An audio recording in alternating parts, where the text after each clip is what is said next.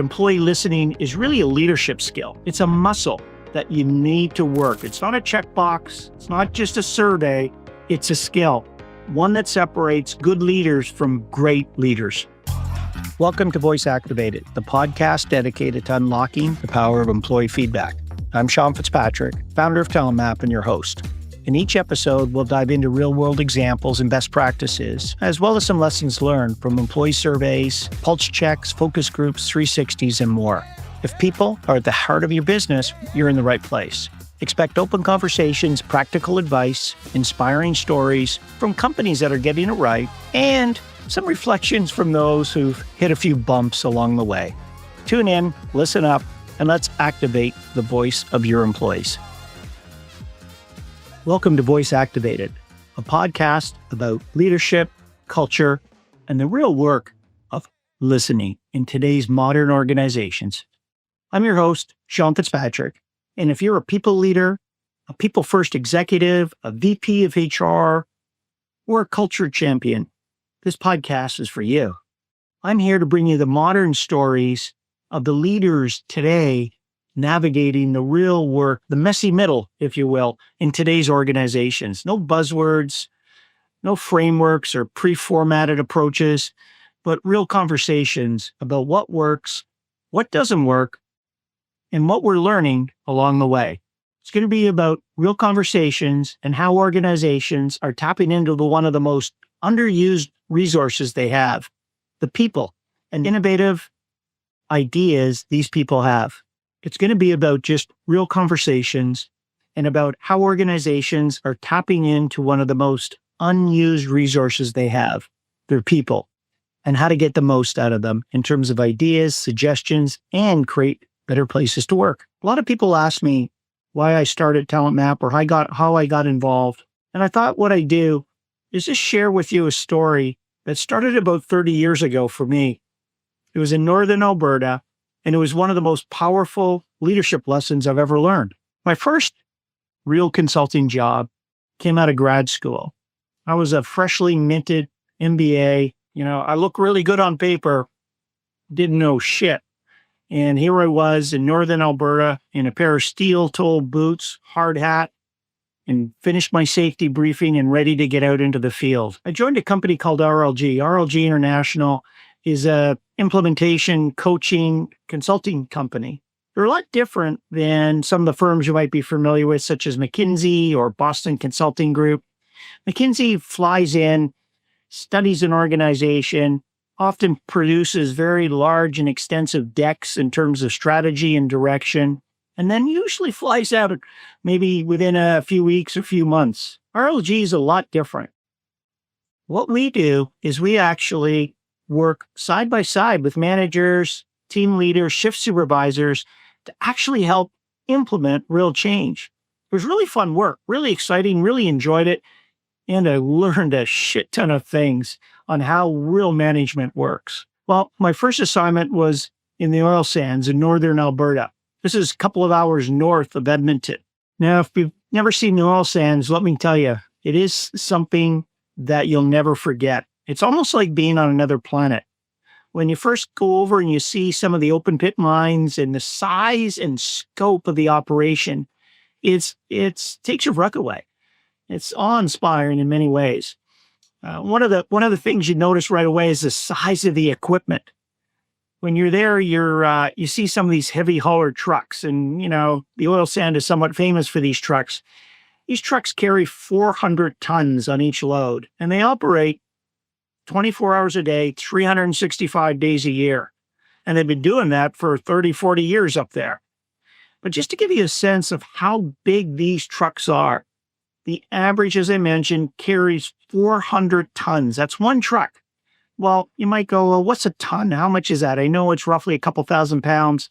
Just to give you a perspective, an average pickup truck, like a Ford F-150 or something like that, Toyota Tacoma, it carries a half a ton.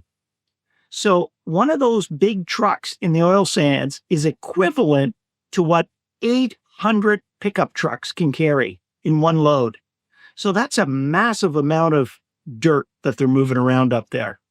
The other thing you'll notice is the size and sort of gracefulness of the shovel operators. These big shovels up there are about the size of 3 or 4 story apartment complexes.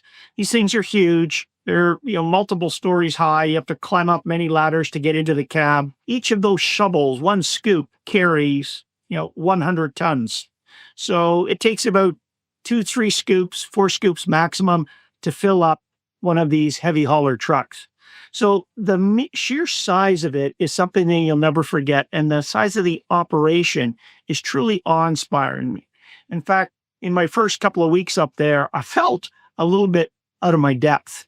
My first job after being assigned to Suncor as a client was to really just ride around with truck operators, shovel operators, shift supervisors, maintenance crews, and just ask them a bunch of questions and listen. In fact, I had a little bit of a framework that the consulting firm used that I was with. We used what we call a FAIR approach: focus, accountability, involvement, response. And really it was, what are you focused on in your job? How are you held accountable? How are you involved in improving the work? And what's the response you get when things go well or not so well from the leadership team? That was really the simple framework. I didn't go in and ask about conveyor specs or geological studies or engineer workflows. My whole set of questions were around, what is it like to work here? What do you focus on in your day-to-day work? What does a good day look like? What's at the end of a shift? What do you consider a good shift? Is it, I got out alive? Is it the number of tons that you delivered? What is it that you're focused on? I also asked questions, what slows you down? What speeds you up?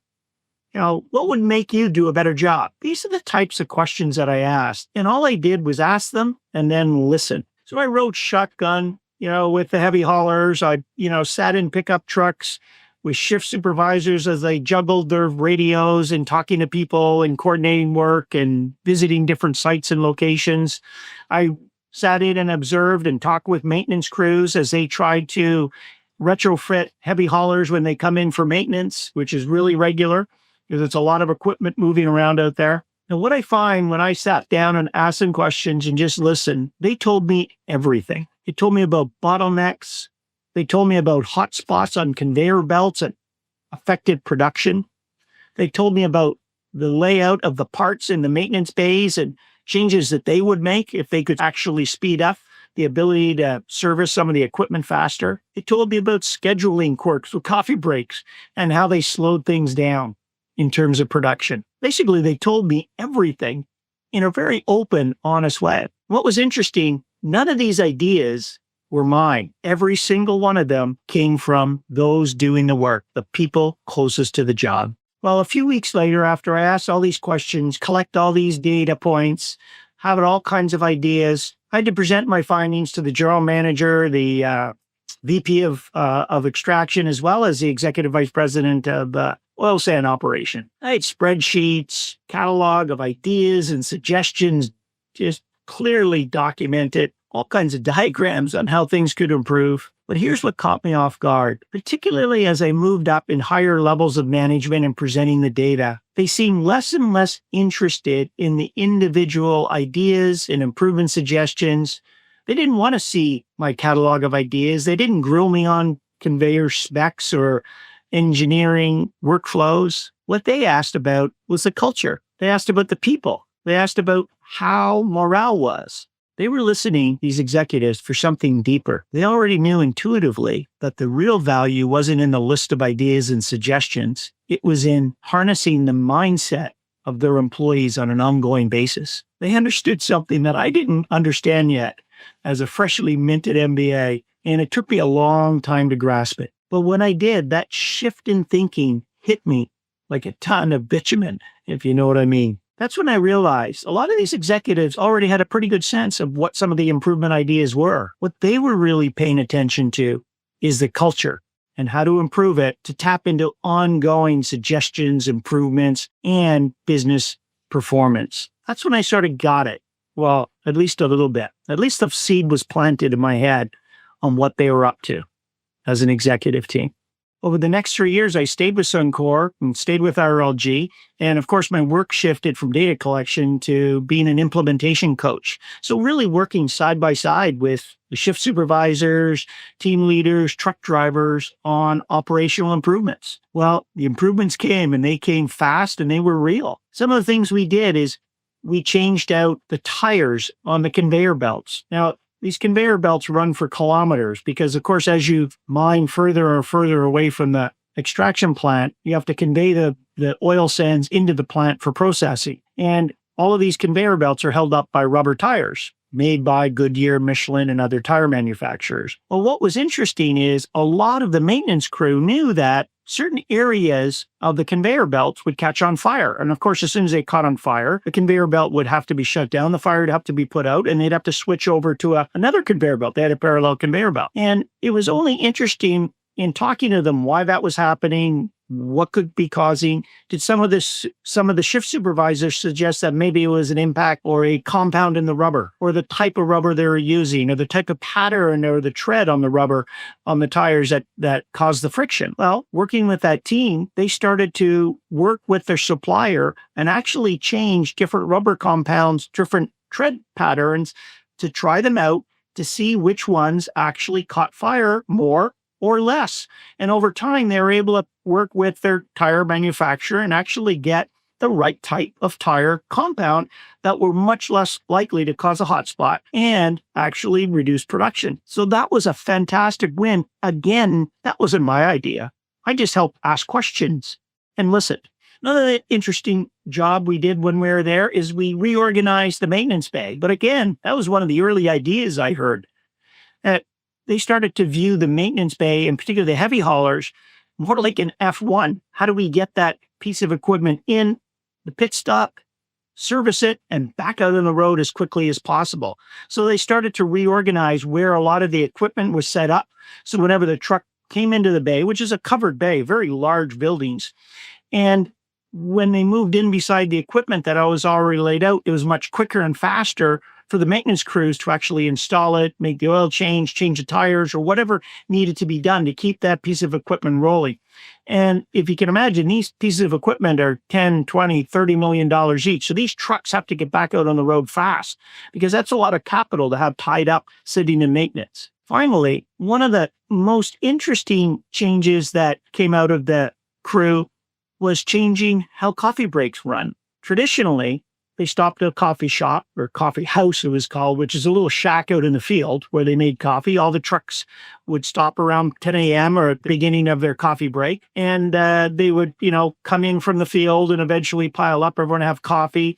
And of course, most of them were filled up on their way to the crusher to dump the load that would go onto the conveyor belts. Well, what was interesting, all of these 10, 15 trucks would pile up around the coffee shop. Whenever the coffee break was over, they'd go back out, get in their trucks. Then all group of the 10 to 15 trucks would all move to the crusher. They would wait. The load would be dumped. The next load would be dumped. And then they would move off to the different shovels. There's usually 2 or 3 shovels they could go to, depending on the grade and what they were trying to produce in the mine. And what was very interesting is it took about an hour to an hour and a half for those clump of trucks, all at the crusher, then all at the shovel, then all at the crusher, to actually smooth out, where then production was smoothed out consistently.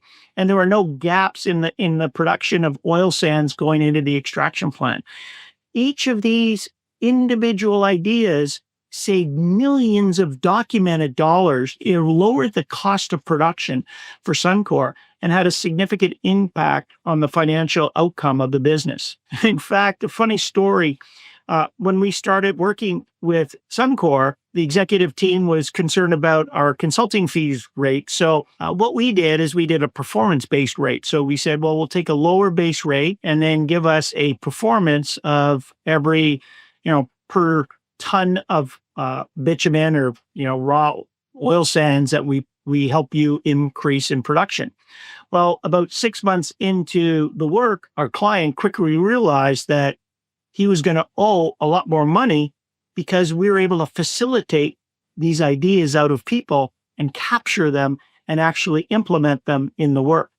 And with the extra money they're going to pay, he quickly renegotiated with one of the partners in our firm around setting up a fixed base contract because he realized if he kept on the performance-based contract, he was going to have to owe quite a bit more money than a flat rate.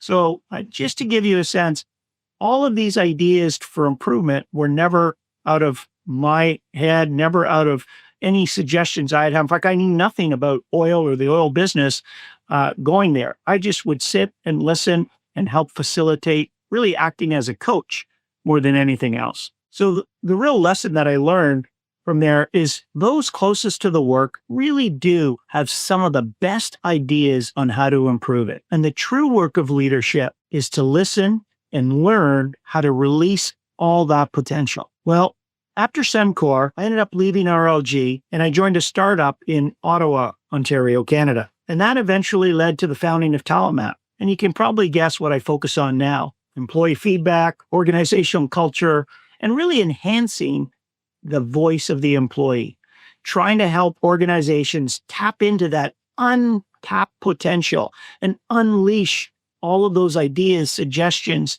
that people have in their heads on how to make work better. So really, this podcast, Voice Activated, is really just the next step in this mission.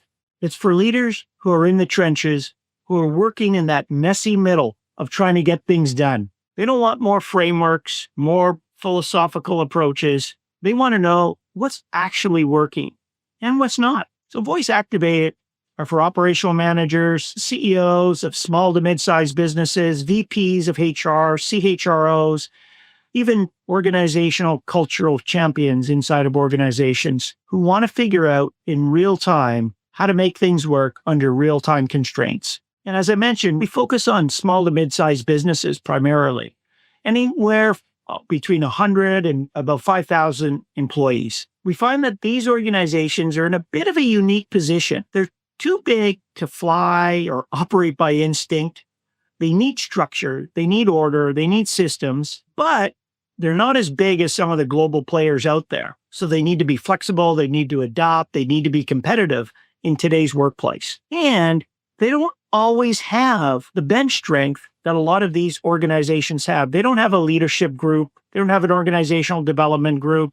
They often have a HR team that is overstretched and under-resourced. At TalentMap, I spent decades listening to employees, reading survey comments, talking to executives about their organization and how employees view it. We've also worked with countless leaders, helping them implement these changes based on feedback their employees provided them. We've really seen what happens when leadership listens well, and we've also seen what happens when they don't. So this podcast is a way to share those stories, those patterns, those wins, those failures, so you don't have to go figure it out on your own. In every episode of Voice Activated, what I hope to leave you with is at least a couple of tangible ideas you can bring back to your team or your department or your organization. Some real world relatability. You'll probably hear a lot of times on podcasts is, yeah, we've experimented with this, or we're figuring this out also, or here's what we've tried. And then finally, you'll also probably get a good dose of that employee listening. And finally, you'll get a reminder that employee listening is really a leadership skill. It's a muscle that you need to work. It's not a checkbox. It's not just a survey. It's a skill, one that separates good leaders from great leaders. You'll also hear from me every once in a while on solo segments, sort of like this one, where I'll share patterns I'm seeing in the field, dilemmas clients are having, or maybe questions they're asking me that they're struggling with. I think we're calling that segment the wisdom loop. So welcome to Voice Activated. If you're leading a team, building a culture, or trying to make your organization just a little bit more human, you've come to the right place. You'll hear what's working and what's not working, and what leaders are learning along the way. Sometimes I'll fly solo. Usually I'll bring in a guest, but always it'll be open, honest conversation. And if there's one thing I hope that you take from this first episode is this: you don't need to have all the answers. You just need to ask the right people. The voice you activate just might change everything. Thanks for listening. And if this resonated, subscribe, share this with colleagues, and join me on the next episode, where we'll go deeper into what's really working in today's modern organizations. Thanks for listening to Voice Activated. If you've heard something that got you thinking, Don't keep it to yourself, share it. Talk about it, put it into play. That's how better workplaces get built. When you're ready to move from insight into action, head over to TalentMap.com. You'll find tools, resources, and strategies to help you lead better with clarity, empathy, and impact. And make sure to follow or subscribe so you don't miss any more real conversations with leaders who know that some of the best ideas for change don't come from the top, but from those employees closest to the work.